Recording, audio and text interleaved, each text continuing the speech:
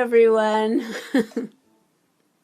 So, we're all talking about ascension or the new earth and what's going to happen in this remarkable transitional year. Wondering what life will be when we get beyond this troubled 3D world. So, what makes life outside of Earth different or easier than it is for a human on Earth? What would a human need to learn and become proficient in before moving on to a higher 5D life or above? Well, we would first need to be aware that the higher the frequency, the faster things manifest. So we would need to be able to control our thoughts. We would need to get good at focusing only on those things that we would want to create and include in our world. So, what's the difference between our ET self and our human self? This is what we would need to determine before being ready to move on into the higher frequency life. And this should be our work here.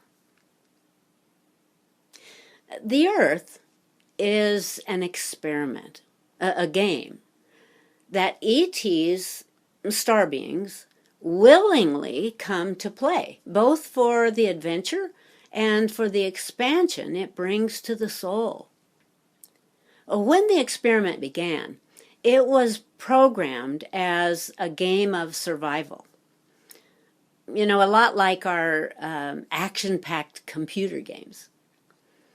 However, over time, the level of difficulty has been purposely raised, and the experiment is now set at the most difficult level. And beyond just survival, it is now an ascension game, where before incarnating here, the star being designs a plan with all the pivotal roles and significant events built into their avatar role within the game or movie. And of course, one of the most important details within the plan is the veil of forgetting, where the avatar, the human, will agree to come in blind with little or no memory of who they really are. See, we were not forced into this life as a human. We planned it all. We knew the game before we came into it. We designed a map, a blueprint of our choices and movements within the game that our character would follow, leaving some room for diversion or distraction to make the game even more interesting, and in some cases, more dangerous. So guides were assigned to interfere if we got too far off the scripted route. So, you see, there's nothing really for your human to do other than to surrender to the game. It's already there for you to take part in. It's like being an actor in an exciting movie. The character the actor is portraying doesn't know from scene to scene what's going to happen next, but the script has already been written and the movie completed. So our job as actors is to yield to the script. It helps to get a grasp on how our world, our life and surroundings come about. Is this indeed a friendly universe, or plagued with wickedness and immorality? It's actually all sort of backwards to how we may see it. Most of us observe the world and then decide how we feel about it. We may even watch the news and take our cue from what it's showing us. Wars, political battles, financial doom, and believe that our life is bad because of what's going on in the world. They are doing it to us. They are causing all the problems, and that's why my life sucks. When in reality, it's the exact opposite. It's our view of the universe and how we feel about it that creates our very lives and the world we live in, our daily existence. The way we see the world creates it. If we give our attention to the state of earthly concerns, society, and allow that to affect us, that becomes our own concern and constructs that very reality that we call our life. So, what is an ascension game? Well, the goal is to remember, to increase our awareness, to rise in vibration and conquer the obstacles and restrictions of third density. Each level freeing us from the ignorance and imprisonment of the lower levels. And I must say that there is nothing like a determined starseed who, no matter how many monsters and dragons it has to slay to rise up to the next degree, it will never give up. So, how do we defeat the evil monsters and win the ascension game? The solution may surprise some of you because it seems in complete opposition of our human instinct. Yet, that is the hidden strategy, the key to the doorway leading to the exit that one must discover.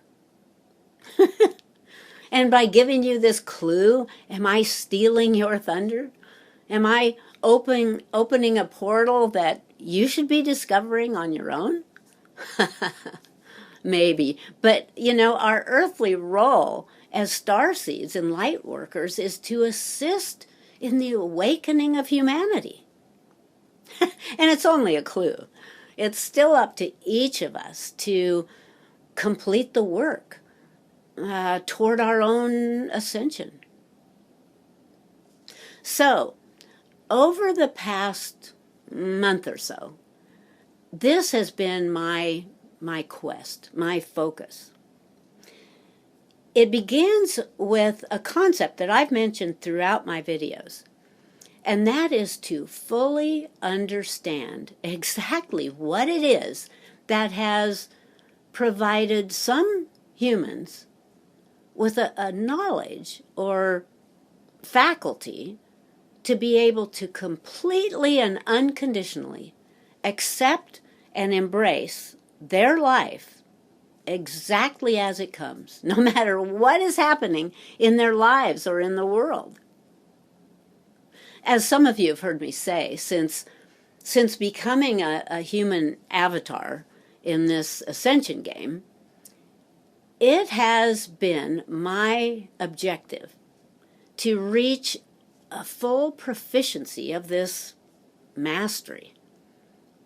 I used to wonder where this drive came from, and I've since discovered that it was programmed into my role as a light worker and activated through the immense contrast found on this planet versus the world that I came from. So, going back to an earlier part of my life, when I first became aware of being on an alien planet, with it came the disturbing awareness of a of the deep ignorance and hostilities found here, which of course immediately made me want to run away. And this disappointment of the planet and its inhabitants continued on for many years, sometimes nearly crushing my natural vibration. Now, I'm not necessarily talking about those in my family or even most in my immediate environment, but those usually in a situation of some authority, military leaders, politicians, occasionally a teacher, or surprisingly, even some students, who would use vulgar language or make rude gestures or even threaten or bully others. When I was a kid, this shocked me to the core of my being. And I desperately wanted to escape this element, this heavy atmosphere that seemed to permeate outside of the safety of my family with their kindness and lightheartedness. I really didn't know how to deal with this outer social world and the uncertainties within that mood, that undertone of negativity. So, to be honest, I spent some years learning to adapt, and not always in a positive way.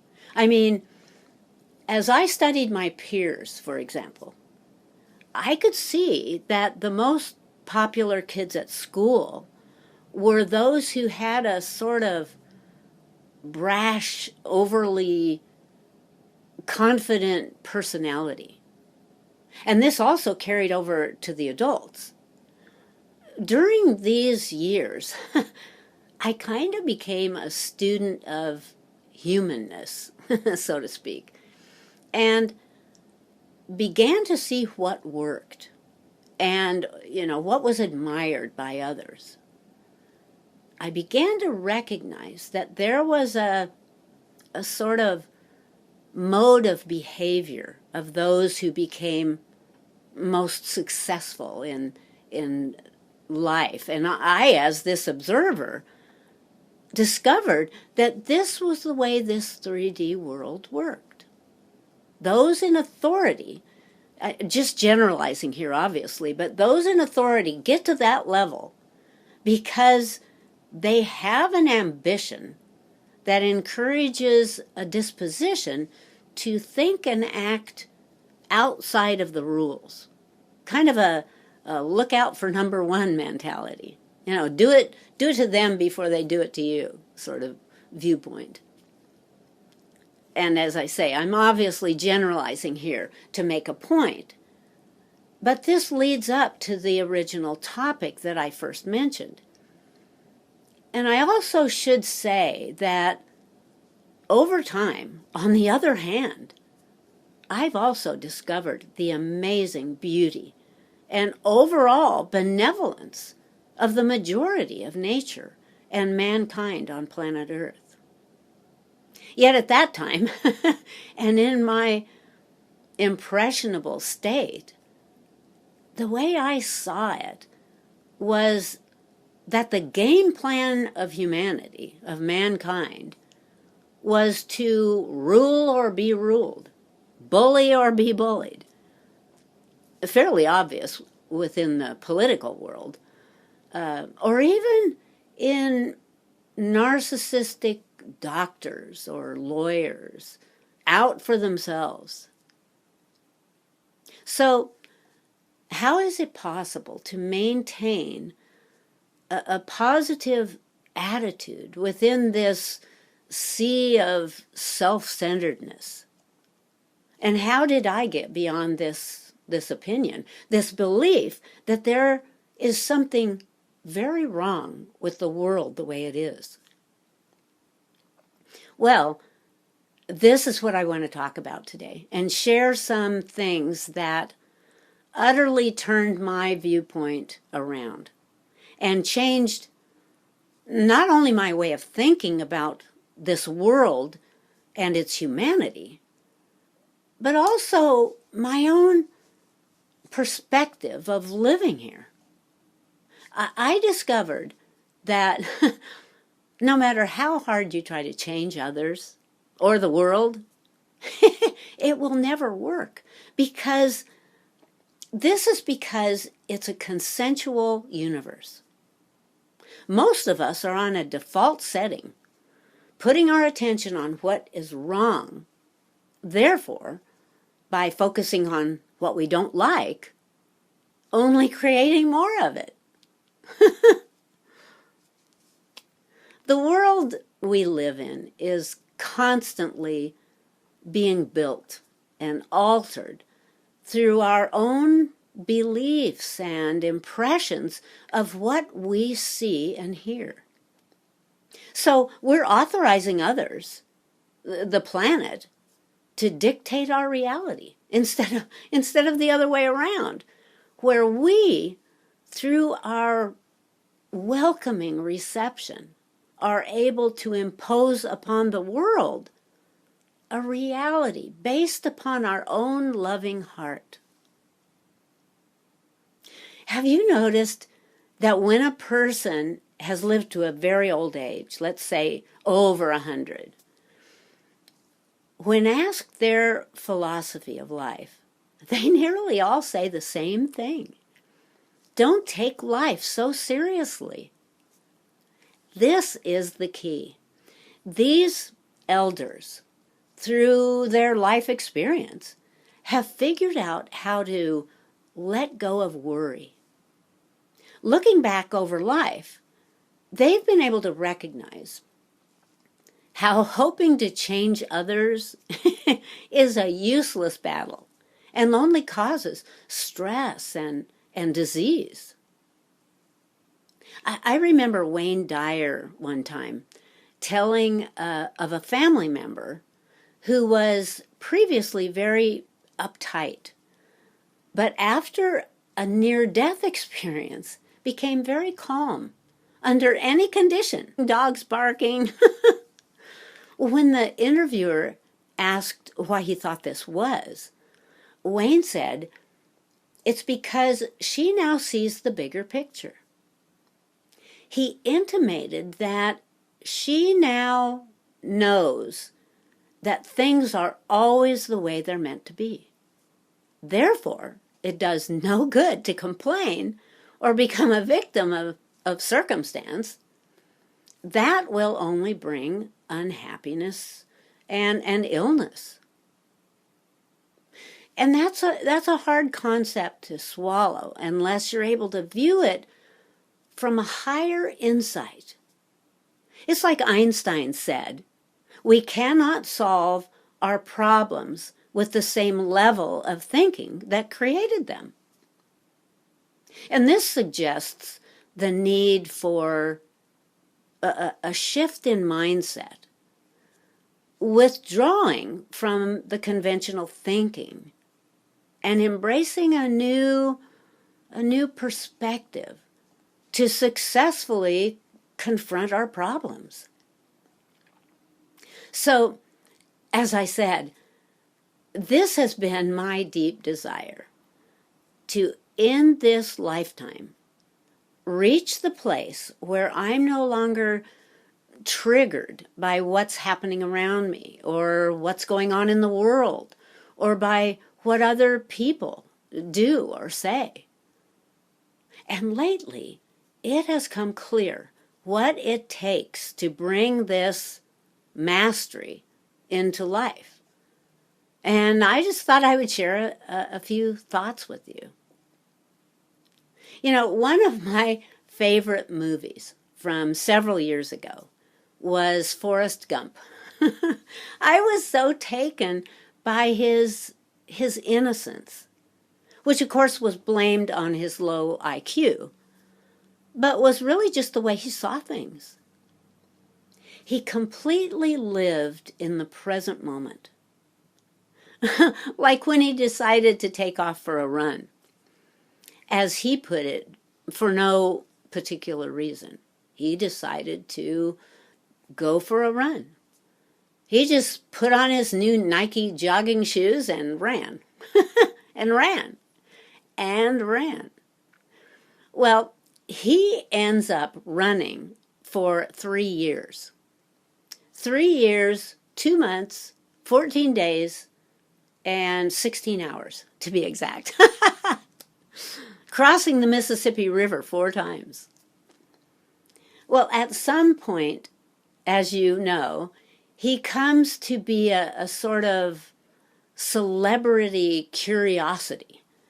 And as others become intrigued with why this reclusive individual would do something so unconventional, he begins to pick up followers who figure that he must be on some amazing spiritual quest. I think recognizing his peaceful demeanor, they began following him, wanting to know what he knows, until he has a huge crowd behind him, hoping he will lead them to nirvana, hoping that when he stopped, they would learn the meaning of life. Well, one day he stops running. Everyone who's behind him also stops, eagerly waiting, straining to hear what they had been waiting for mile after mile. They watched in total silence as he turned around to face them. And what were these great, long-awaited words of wisdom? I think I'll go home now. He wasn't running for a reason. He was just running because he wanted to. And when he was done, he was done. Oh, and for you movie fans, it turns out he ends up running 13,889 miles. Yeah, this simple, beautiful soul just living his life, doing something none of us would ever consider doing. My kind of movie. Well, back in the early 80s was the first time I ever heard the now famous statement by Guru Krishnamurti. Well, Krishnamurti was an Indian mystic who, rather ironically, felt very strongly that if you're following someone else, like a spiritual teacher or a guru, you'll never find truth. Well, it was during his 1977 lecture in California when during his talk he paused and leaned forward to the audience, and with a sort of conspiratorial tone, he said, "Do you want to know what my secret is?" And of course, the entire audience leans forward in anticipation. Then, in sort of a hushed voice, he said, "You see, I don't mind what happens." Well, when I first heard him say this, a feeling of electricity shot through me. And I knew this was the answer I had been searching for. If I could only make this happen for myself. So, over months and years, I began asking myself what that would be like. What if I didn't mind if I had money or not, and never worried about it? Imagine, what would that feel like? What would it feel like to not mind if I was alone and had no one to talk to or to kiss or to cook for? What would it feel like to be completely unconcerned whether I had hair or not, whether people liked me, whether I had friends? What would it feel like to be free from this societal pressure of being accepted to be acceptable just as I am.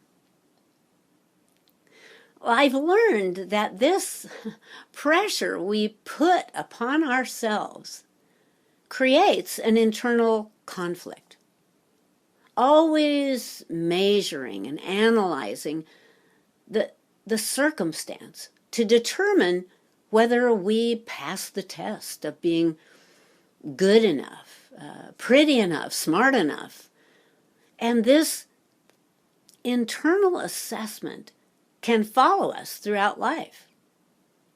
Yet, when we reach a point of not being bothered by anything, then there is no conflict inside. And when there's no conflict inside, there's no conflict outside. Happiness is accepting what is and letting go of what you can't control. If you rely on the outside world to provide you with happiness, like a boyfriend or a new car, then you'll be controlled by whatever's happening in your life. As Joseph Campbell put it, we must let go of the life we have planned so as to accept the one that is waiting for us. Great quote. In fact, nothing outside of us has any meaning at all until we give it meaning. However, we need to remember that if viewed through fear or apprehension, the meaning we give it could be very flawed. For example, if someone has lied to us, we may decide that now everything that person says to us is a lie. Then what can happen is that since we have given this meaning to everything we hear from this person, the brain can receive the emotion that we're feeling and actually reinforce that truth. Okay, so we can't control the circumstances of life, but what we can control is how we respond to those circumstances. It's a decision, just like any other decision, to quit smoking or give up sweets. Just like those victories. This may seem difficult at first too, but when we make the decision, we really can learn to accept life just as it is. And believe me, when we're able to do this, life gets so easy because there's no reaction to it. There's no reaction to anything, no stress involved in anything that comes along. We really can create an authentic life through learning to say yes to our reality. And this is not a weakness, this is a strength. We're not pretending. We're simply accepting the wisdom that everything is just what it is. The circumstance or event is not bad or good. It just is.